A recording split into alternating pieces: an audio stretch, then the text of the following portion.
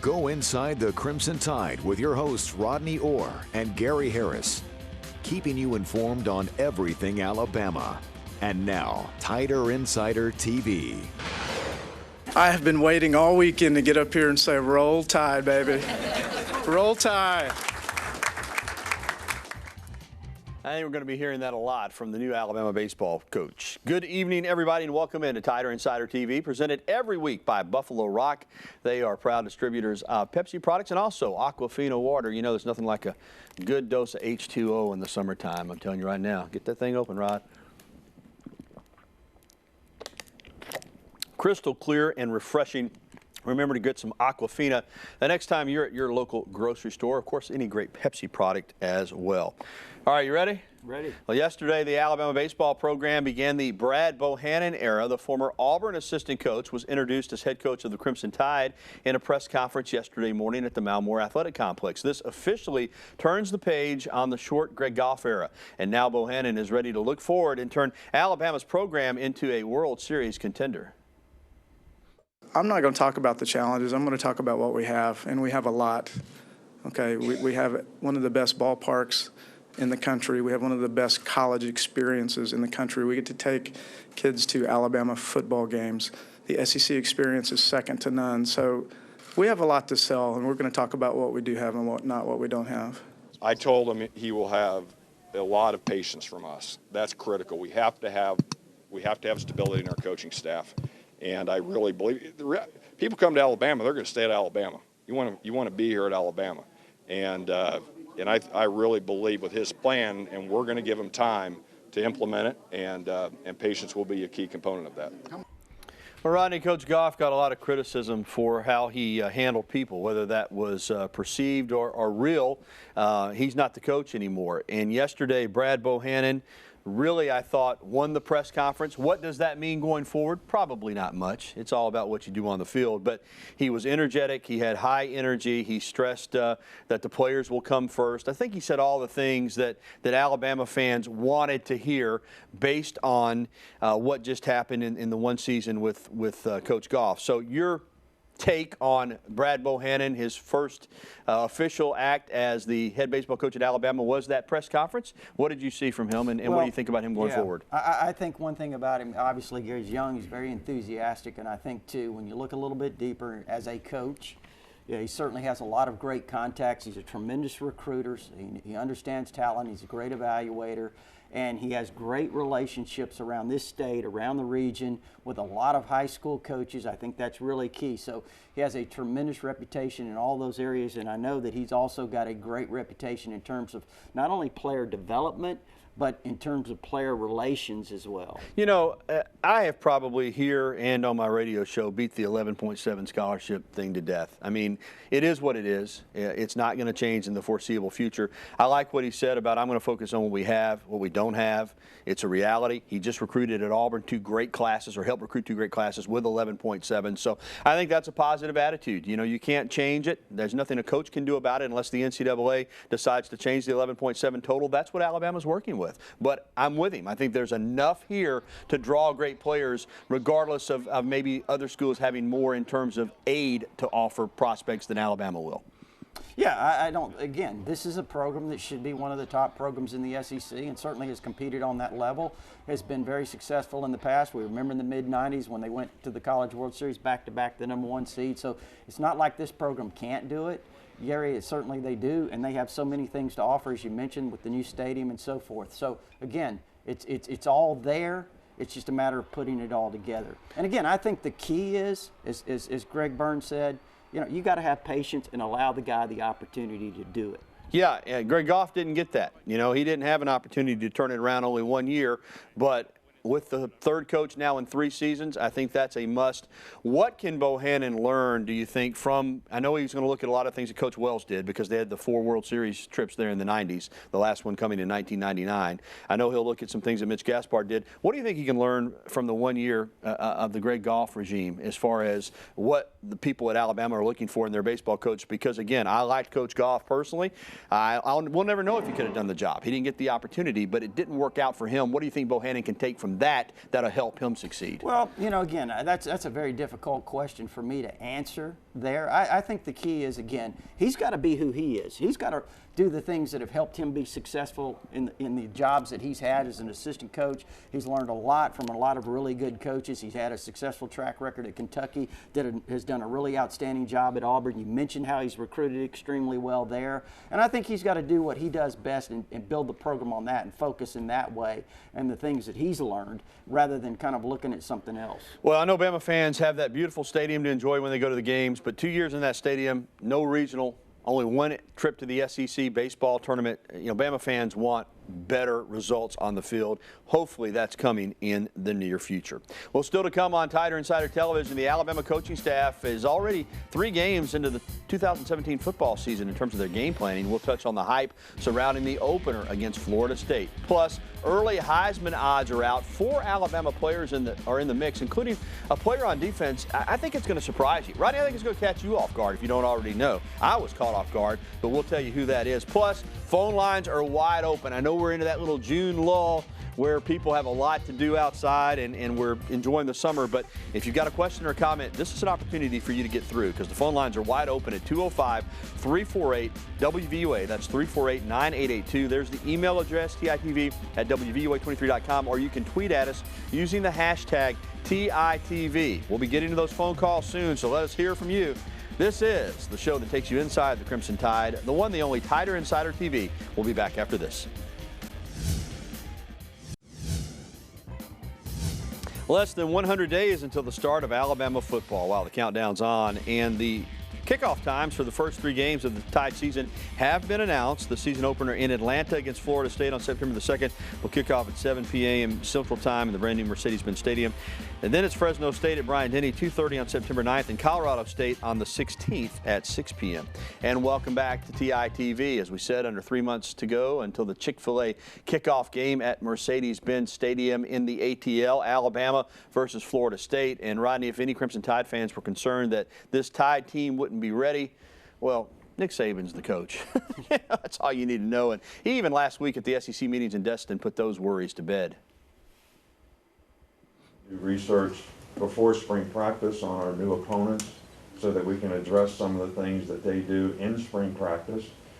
We do another scouting report research over the summer so that we can do some things in the fall.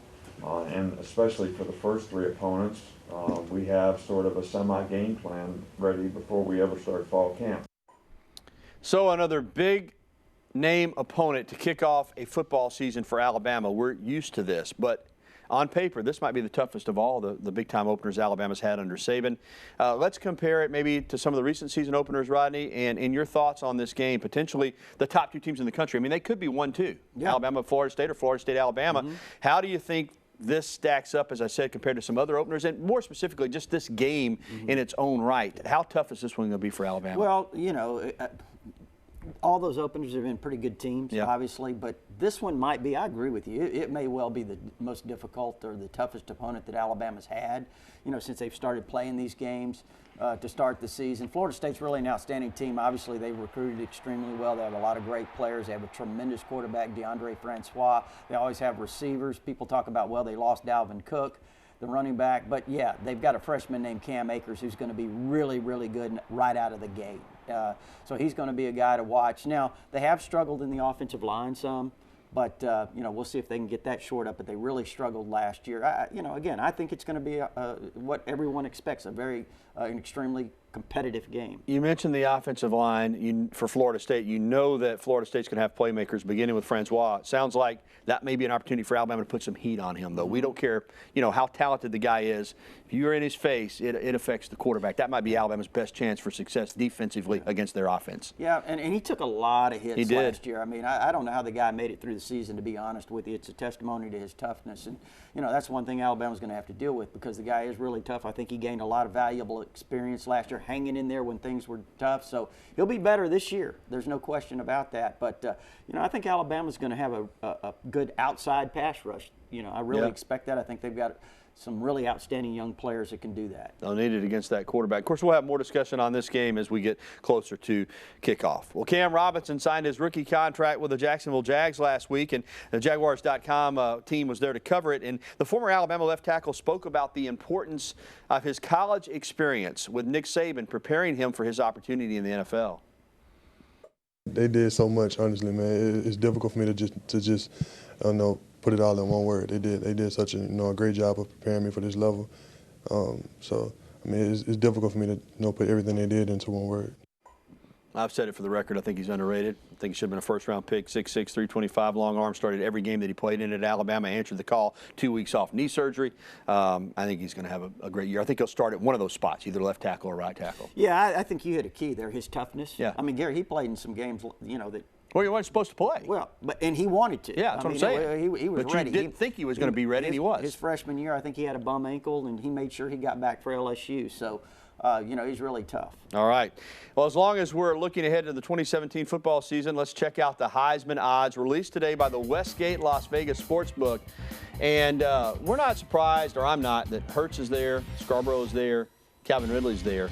But Deshaun Hand, do you think he's going to have a breakout year? What? His odds better than Ridley's. Now, we know last year Jonathan Allen was a candidate, probably should have gotten invited to New York. I know a lot of people feel like Hand will step in for Allen. I know he's talented, but does he deserve to be a Heisman candidate as far as on this list or not? Vegas knows a lot more about it than I do, I guess. And I think, obviously Deshaun Hand came here with all the hype in the world. Yeah, absolutely. Number one player in the country, according to some people. And I think he's got a lot of tools. He's got a lot of gifts. This is his opportunity to really step up. If I were looking at a defensive lineman, though, and I was going to put an Alabama defensive lineman in there, and there's nothing against Deshaun Hand, but in addition to that list, I would put Deron Payne. Yeah, he can wreak havoc in the middle. But I do think Hand is poised to have a big year. He knows this is the moneymaker for him. I mean, he's had an okay career to this point, but a chance to step up as a senior, have a big year, and be a number one draft pick. The guy to watch out for is Isaiah Buggs, a junior college transfer. He's in shape. He's going to have a great year. They could be really good up front on defense again. All right, we're not going anywhere. Coming up next, a preview of this week's NCAA Track and Field Championships featuring a number of Crimson Tide athletes. And next, we'll be welcoming your phone calls, emails, and tweets. Again, there's the information on your screen. The phone number, 205-348-WVUA. That's 348-9882. Call now. Let us hear from you next on the program, Tider Insider TV. We'll be back right after this timeout.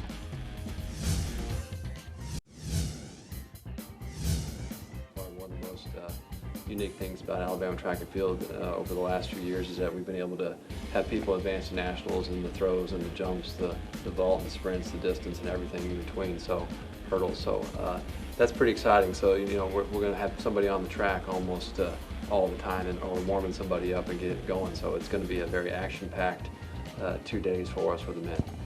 Indeed, should be fun. The NCAA Track and Field Championships begin tomorrow at Hayward Field in Eugene, Oregon. Alabama has 19 individuals competing in 17 different events, including the men's and women's 4x100 and 4x400 relay teams. And Tony Brown, Alabama football player, will be there. 100 meters individual and the 4x100 meter relay team. Coach has said he just kind of came out there after playing football and runs better than most people have been working at it for years. All right, let's go to the phone lines. And hadn't heard from this fella in a while, but one of our good friends here, CB, right here in T-Town. CB, what's up, my man? Everything's going all right, buddy. I guess you're glad to have him back, ain't you, Rodney, old man Harris? Y'all look.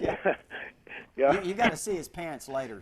I understand, but I appreciate y'all's positivity about the baseball. But I tell you, I went to some game that was so sad, make you sick on your stomach. And them players, I don't think they'd have played for golf anyway. I think they need to clean house, coach, players, and all. And then I don't know what y'all think, but when you put that red jersey on, a little pride and want to win, and I didn't see it. And it's the athletic director that went and hired an Auburn assistant coach. I don't know experience. I don't get it, but maybe I'm wrong. I hope y'all right. We may need an athletic director and a baseball coach. What do you think, brother? All right, CB. I'll tell you right now, I got the same call on my radio show this morning. Somebody who said, I can't believe we hired an Auburn assistant coach to be the head coach at Alabama. And I get that, just looking at it from a simplistic view. But we already ran down his credentials. Great tenure at Kentucky in a lot of different roles. Terrific recruiter. 2 good years at Auburn. Alabama's hiring him based on what they believe he can do here as the head coach. And whether he played or coached at Auburn or anywhere else, should be secondary. So I think he's going to do a good job. Was he there 2 years? Yeah. As an assistant coach? You know, I really don't see that at all. I mean, I think this guy's a fantastic hire. Again, we talked about all his credentials. I don't care where he coached before. He's here now. First thing he said was roll tide. He's all in. You know, I feel really great about the hire. I think, and as far as Greg Byrne's concerned, CB, you want to keep him. And, yeah, Greg Byrne knows what he's doing. And also, CB, I understand the baseball program is, you know, the last couple of years it's been difficult to watch. You know, when you're not winning, it's hard. But, you know, maybe next year they'll turn a page and get better. And I do think at some point this program is going to be top-notch again. All right, let's go over to Anniston and talk with Harold. What's up, Harold? Hey, how you doing, guys? Very well. Hey, what do y'all think about this ladies softball thing, man? I was telling them it looks like we're going through a renaissance era, man. It looks like everybody is good, man. I watched the game last night. Coach Gasso, Oklahoma, Florida. You got Auburn trying to make a turnaround and get back in it. Man, you're going to have to strap it up and go get it if you want to win in women's softball. What do you guys think? Absolutely. There's so many good teams. The ratings last night, the highest ever for a first game of a Women's College World Series. It's on fire. I mean that, you know, figuratively in terms of it's just a hot sport right now. It's a great television sport, high drama, incredible athletes that are passionate and play with a lot of heart. Good teams all over the country. I'm with you. I love it. A lot of people are catching on, and Alabama's still one of the marquee programs in the country. They almost beat Florida. That could easily be Alabama playing in the World Series final, Rodney. But yeah, it's getting to be a little bit like SEC football to me. It's just people gravitate toward it. It is. You got to smile when I say that. You know what I mean? Yeah, not to that same level. I agree with you. No, it is. It's extremely passionate. It's genuine. I mean, when you watch it, you see genuine passion. There's no question about that. These girls are really into it, and I agree with you, Harold. I mean, it's getting more and more competitive, and that's what we were really trying to say. You know, when people are talking about Alabama and maybe struggling, whatever, is the program going down? No. Other teams are coming up. I mean, it is more competitive. It's going to be much more difficult. All right, Candy, you hold on there in Coker. We're going to get to you next. Also coming up, the Alabama softball team fell short, as we mentioned, but one Crimson Tide standout received some national recognition. And more of your phone calls. Candy and Coker will be first, but if you want to get through, 205-348-9882 is the number. There's the email address, and you can also reach us on Twitter using the hashtag TITV. We'll be back with more Tider Insider Television. Stay tuned.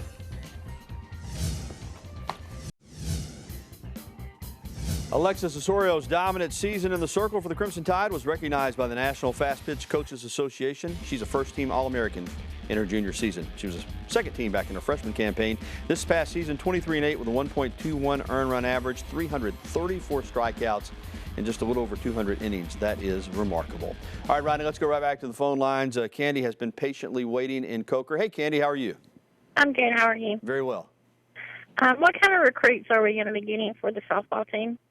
Very good class coming in. I will tell you right off the bat, they've got a junior college pitcher coming in, Courtney Gettins from Florida Southwestern Community College, hard thrower. You know, they're losing Little John, so she's a player that's going to come in and along with Maddie Moore and Alexis Osorio, top that pitching staff. Their other signees, Kyler Lockhart, Maddie Morgan, Madison Preston, Kendall Best Sides, and Kaylee Toe. So a good class, a number of different positions that Coach Murphy filled.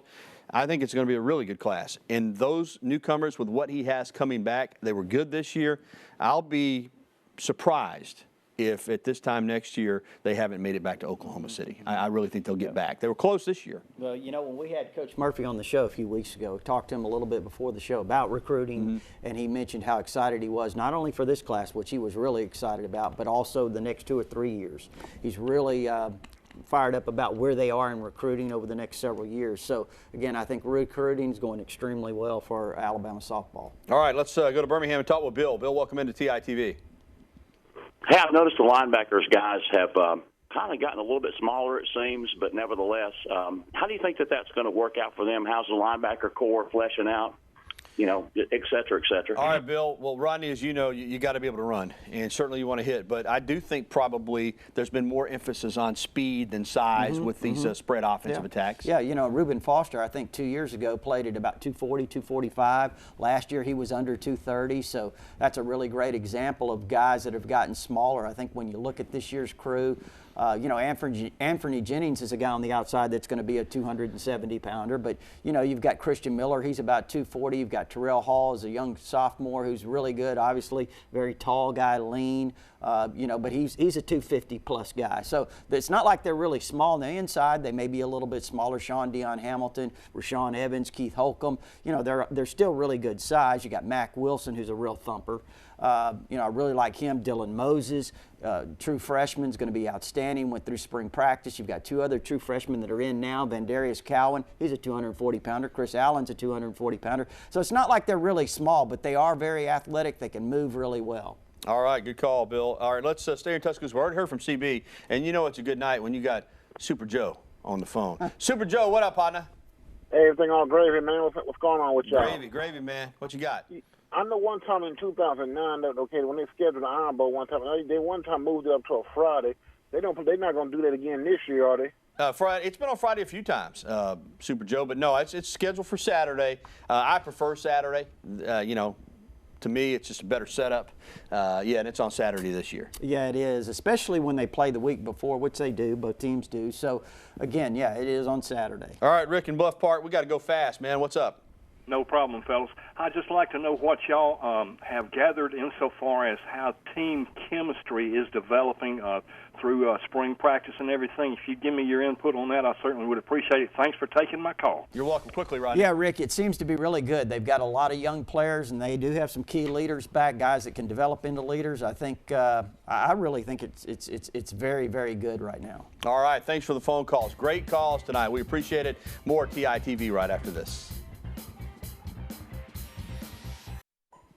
Number 39, E.J. Jr. was a man. Rodney, you and I remember him well. He would knock your block off. He was in that Lawrence Taylor, Hugh Green mold, number 4 overall pick by the Cardinals in 1981, and he is on the ballot for the College Football Hall of Fame, and I hope he makes it. He was a terrific college football player. When he was finished, his 39 career tackles for loss was the Alabama record at that time. Well, that's going to do it for the program. Our beautiful shirts and ties, courtesy of the Locker Room, home of the original Elephant Wear, downtown Tuscaloosa. And Rodney will not let me get by without standing up and showing the pants. All right, here, look, they got the original Elephant right there, too. So go to the Locker Room. They will hook you up with original Elephant Wear, downtown Tuscaloosa, or shop online. All right, for Rodney Orr, I'm Gary Harris. Have a good night, everyone.